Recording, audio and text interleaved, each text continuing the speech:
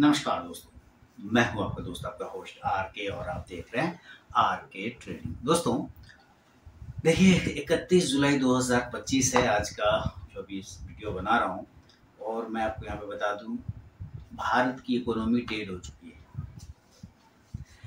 एक ज़बरदस्त latest joke आया है मार्केट में, भारत की economy, Indian economy is dead, dead economy. और ये किसने कहा है?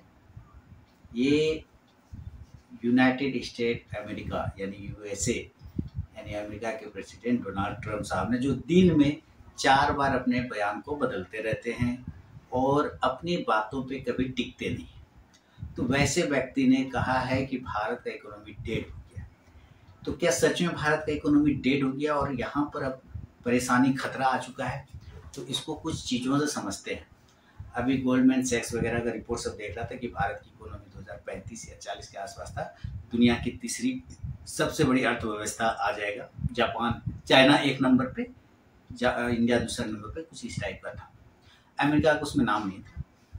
और आपको मैं बता दूं कि अमेरिका की जो इकोनॉमी है ना, वो अपने आप में डेड है। वो कर्ज पे चलती है, कर्ज लो घी पियो वाला सिद्धांत है, यानी वहाँ उधार पे चलता है। वहाँ की, जैसे ही आप सुनते होंगे बीच बीच में आता होगा कि वहाँ के संसद ने कर्ज लेने की सीमा को बढ़ा दिया है। क्यों बढ़ा दिया है? क्योंकि सरकार के पास पैसे नहीं रहते हैं अपने कर्मचारियों को सैलरी देने का, अपने कर्मचारियों को अपने देश चलाने का, खत्म हो जाता है। तो फिर कहता है भैया हम देश कैसे चलाएंगे, तो हमको पैसा चाहिए। पैसा कहाँ से? तो दूसरे जगह से पैसा लेना है ना। अपने देश के नाम पर बॉन्ड इशू करके, जारी करके, क्योंकि उसके पास संसाधन है वगैरह है ना, तो उसके जरिए वो बॉन्ड जारी करती है और दूसरे देशों से कर्ज उठाती है, बैंक से कर्ज उठाती है। कौन बैंक से? वर्ल्ड बैंक से वगैरह सबसे, वहां से वो कर्ज लेके फिर अपना चलाती है देश। अब सोचिए, वो देश जो हर साल अपने कर्ज लेने की सीमा को बढ़ाता है, लिमिट को, है ना, क्रेडिट लिमिट को, आप पढ़िए, न्यूज आता होगा, आप पढ़ते होंगे, सुनते होंगे, वो देश दूसरे देश को कह रहा है कि आपकी इकोनॉमी डेड हो गई है। तो इसके पीछे का सिर्फ पॉलिटिकल रीजन है, आप इसको समझते होंगे। मैं फिर भी अपने समझ से समझाने की कोशिश करता हूँ। अभी 2 दिन पहले संसद में प्रधानमंत्री मोदी ने कहा कि भारत पाकिस्तान के बीच भारत ने जो ऑपरेशन सिंदूर चलाया था, उसको किसी भी दुनिया के किसी भी देश के किसी भी नेता ने रुकवाने में कोई मध्यस्थता या कोई भी रोल नहीं निभाया है। भारत ने पाकिस्तान के डीजीएमओ के कहने पर, यानी उसका अनुरोध माना, स्वीकार किया, पॉज किया कि भाई तुमने हमें बहुत मारा है, अब रोक दो, अब मत मारो। दुनिया के किसी भी देश के किसी भी नेता ने इसको नहीं रोकवाया। वो डायरेक्टली और इनडायरेक्टली वो ट्रम्प साहब को बोल रहे थे, क्योंकि ट्रम्प साहब बार बार अपने कहीं भी जाते तो इस मंच को बार बार बोलते कि मैंने युद्ध रुकवाया है, और आपको भी पता है ऐसा कुछ है नहीं।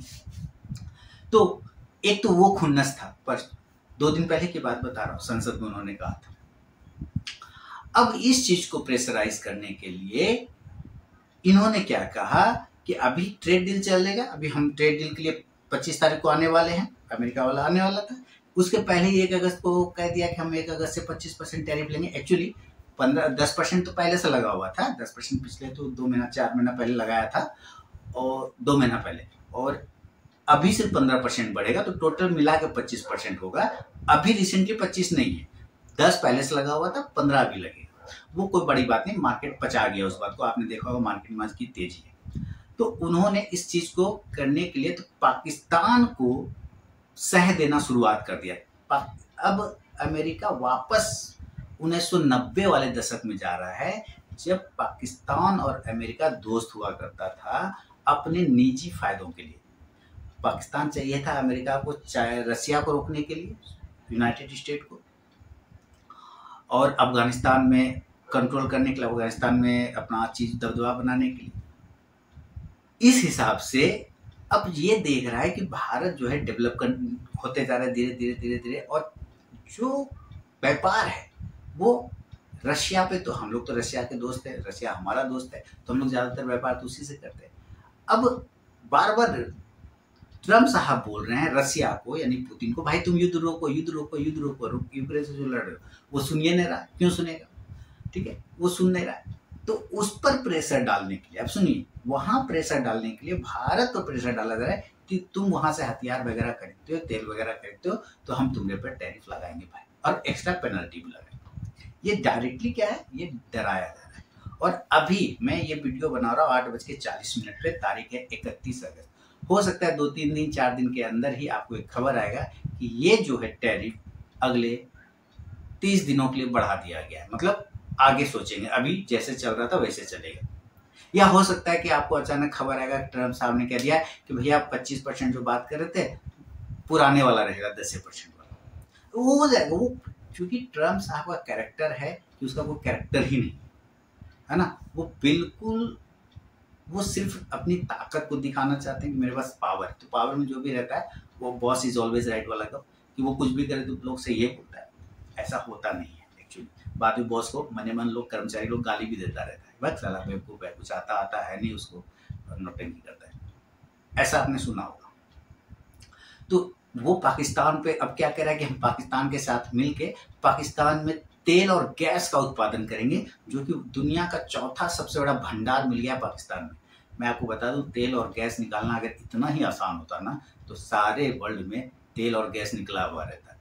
सबके पास कुछ ना कुछ तेल और गैस है, लेकिन सब नहीं निकाल सकता है, क्योंकि उसको निकालने में अरबों डॉलर खर्च करना पड़ता है। और अगर एक अनुमान के मुताबिक 45,000 करोड़, ध्यान सुनिए, 45,000 करोड़ रुपए का खर्चा है अगर पाकिस्तान में तेल जो कहा क्या मिला है उस तेल को निकालने के लिए। तो उतना इंफ्रास्ट्रक्चर चाहिए, बहुत सारी चीजें चाहिए, बहुत अड़चन, वो बहुत मतलब क्या कहते हैं, बहुत ही परेशानी वाला मामला है। ठीक है, तो वो सिर्फ वो एक हवाबाजी है, वो बनाया जा रहा है दबाव भारत पे कि देखो हम पाकिस्तान को प्रेफर करें। और रीजन है, आसिम मुनीर ने ट्रम्प साहब को गोल्ड नोबेल शांति पुरस्कार के लिए जो है नॉमिनेट कर दिया, करेगा है, क्योंकि वहाँ उसको लंच पे बुलाया गया था, इसके वजह से, है ना। और पाकिस्तान को जंग रुकवाने में, पाकिस्तान को बचाने में कहीं ना कहीं अमेरिका भी रोल निभाया। ज्यादा जब मार रहा था, तो जब उसका डीजीएमओ फोन किया था भारत को कि भाई आप लड़ाई रोक दो, तो उधर से उसके उपराष्ट्रपति साहब ने भी किया था मोदी साहब को कि भाई पाकिस्तान जो है ऐसे ऐसे हमला कर देगा बड़ा। तो इन्होंने कहा, इन्होंने बताया, संसद में खड़ा होकर बोला कि हम बोले अगर वो गोली मारेगा तो हम गोला मारेंगे, उससे बड़ा हमला करेंगे। सीधी जवाब दे दिया उसको, यानी हम किसी का बात सुनने के मूड में नहीं। तो इसका मतलब पाकिस्तान का जान बचाया उन लोगों ने, इसके वजह से वो वहां सपोर्ट किया। बस समझिए। अब इसका क्या है कि ये अमेरिका के साथ दिक्कत कि अमेरिका अपने आप को सुपर पावर दिखाना चाहता है, और चाइना सुपर पावर बनने के कगार पर है। चाइना को रोकने के लिए, देखिए ध्यान से, चाइना को रोकने के लिए इसको भारत चाहिए। चाइना को कंट्रोल करने के लिए अमेरिका को भारत चाहिए, और भारत को रोकने के लिए, भारत को काबू में रखने के लिए इसको पाकिस्तान चाहिए। देखिए दिमाग इसका, एक अमेरिका किसी का दोस्त नहीं है, वो सिर्फ अपना ही दोस्त है। उसका जहां उसको फायदा दिखता है वो वहां उसका दोस्त, वहां उसका दुश्मन। तो चाइना को रोकने के लिए इसको भारत चाहिए, और भारत को रोकने के लिए इसको पाकिस्तान चाहिए। एक समय ऐसी स्थिति आ जाएगी जब अमेरिका को खुद ये नहीं पता रहेगा कि वो कर क्या रहा है। वो जब भी कुछ करने जाएगा तो उसको पता चलेगा कि पाकिस्तान भी उसको सपोर्ट नहीं कर रहा है, भारत भी साथ छोड़ दिया है, और चाइना तो उसका दुश्मन है। क्योंकि अगर आप सिर्फ अपना हित को साधते रहेंगे तो एक ही चीज पे आप कितना बार बेवकूफ बनाएंगे। हाँ, जियोपॉलिटिकल लीडरशिप कुछ इस प्रकार होता है कि यहाँ कोई परमानेंट दोस्त और दुश्मन होता नहीं, सब अपने अपने फायदे के लिए दोस्त और दुश्मन बनता है। ठीक है, तो अमेरिका के साथ ही है। अब रशिया का एक बात है कि रशिया भी अपने हित के लिए ही तो काम करेगा। तो रशिया के साथ भी दिक्कत है कि रशिया भी इंडिया को बोला है कि भाई आप अगर हमसे व्यापार नहीं करोगे, ये पुरानी बात है, तो उसके साथ बहुत सारा फाइटर प्लेन वगैरह, जेट, ये सब तो रशिया का यूज करता है। तो कहा था अगर आप व्यापार हमसे कम करोगे, एक समय भारत बहुत ज्यादा अमेरिका से खरीदने लगा था हथियार, और रशिया से थोड़ा कम कर दिया। तो रशिया ने बोला था भाई अगर आप मेरे साथ नहीं करोगे तो हमको कहीं तो भरपाई करना पड़ेगा, कहीं तो हम बेचेंगे अपना सामान। पाकिस्तान वाला मांग रहा है, तो देखिए टेक्निकली वो भी प्रेशर ही डाल रहा है कि पाकिस्तान वाला। अब मान लीजिए सेम वेपन वो पाकिस्तान को भी दे देगा तो ताकत में तो बराबर हो गया ना। इसीलिए क्योंकि रशिया कई बार प्रूव भी कर चुका है मुश्किल समय में भारत का साथ देके, तो भारत को रशिया पे ज्यादा भरोसा है, तो ये अपना व्यापार उसके साथ कभी कम नहीं करता है, क्योंकि प्रूव भी हो चुका है कि भारत और रशिया अच्छा दोस्त है। तो ट्रम्प ने कहा कि डेड इकोनॉमी, अरे भैया तुम्हारे ही जगह का गोल्डमैन सैक्स है, वो सबका रिपोर्ट पढ़ो जाके, जहां बोला है कि अमेरिका की इकोनॉमी कर्जे पे चल रही है, और वो कभी भी बबल फूट सकता है, कभी भी बबल फूट सकता है। और आप बोल रहे हो भारत की इकोनॉमी डेड है। बोला है 2035 तक दूसरा इकोनॉमी बन जाएगा और चाइना नंबर 1 पे आ जाएगा, तुम्हारी हालत खराब, और तुम कह रहे हो कि वो डेड है। भाई आप कर्जा लेके घी पी दो, आप अपना समझो, हर साल क्रेडिट लिमिट बढ़ाते हो, नहीं तो सैलरी देने तक का पैसा नहीं रहेगा। अमेरिका में ऐसा हालत हो जाएगा। और 2008 वाली मंदी जो हुआ ना, वो कहीं और से स्टार्ट नहीं हुआ था, वो अमेरिका से स्टार्ट हुआ था, वही डूबा था पहले, ठीक है। तो बाकी हम लोग तो सेफ हो गए थे। तो ये चीजें आपको समझना। एक इसका एग्जाम्पल मैं आपको अर्जेंटीना से दूंगा। दुनिया में 4 तरह की इकोनॉमी होती है। एक कहावत है, किसी बड़े अर्थशास्त्री ने कहा था, एक अमेरिका की, एक जापान की, एक विकसित देश की, एक विकासशील देश की, एक जापान की और एक अर्जेंटीना की। एग्जाम्पल दे, अर्जेंटीना एक समय सुपर पावर था अमेरिका के बराबर, और अमेरिका की वजह से अर्जेंटीना क्रैश हुआ और वो आज बेचारा कर्ज के जाल में फंस गया। तो वो किसी का भी परमानेंट दोस्त और दुश्मन नहीं। खाली अर्जेंटीना और अमेरिका का कहानी का कभी विस्तार से बातें बताऊंगा तो आपको उसके अंदर बहुत सारी चीज समझ में आएगा। इसको ग्लोबली पढ़ना पड़ता है, समझना पड़ता है। तो अब अर्जेंटीना जो है दलदल में फंस गया उसी की वजह से। अब समस्या क्या है कि चूंकि उसको अपना सुपर पावर वाला रुतबा तो हासिल करना है अमेरिका को, तो ये कहीं तो इसीलिए कर्जा लेता है ये, और जाके दूसरे देश में हथियार भेजता है लड़ने के लिए कि भैया तुम मेरे लिए वहां से लड़ो। अब देखो वो कर्जा ले रहा है वर्ल्ड बैंक से देश चलाने के, और यूक्रेन को हथियार थमा रहा है, यूक्रेन को पैसा दे रहा है तो तुम लड़ो। यानी यूक्रेन को अपना घर चलाने का पैसा नहीं, लेकिन दूसरे को लड़ने के लिए पैसा दिया जाए। तो समस्या यहाँ पर है कि जो हम लोगों को बोल रहा है डेड इकोनॉमी, एक्चुअली उनकी इकोनॉमिक क्लब्स है, और इस वजह से आपको हमको ये सब सोचने की बात ही नहीं है। और दूसरी बात, आज अगर ऐसी स्थिति थी कि उनके बयान के बाद मार्केट बहुत क्रैश करता, लेकिन देखिए मार्केट ने रिकवर कर गया और अच्छा खासा रिकवर किया। हो सकता है अभी 1-2 दिन इस तरह की वोलेटिलिटी बनी रहेगी, लेकिन वो कोई इतना बड़ा इशू नहीं है। तो मेरे ख्याल से ये डेड इकोनॉमी वाला जो सेंटेंस है ट्रम्प साहब का, एकदम बकवास है, एकदम बकवास है, इसका कोई मतलब ही नहीं।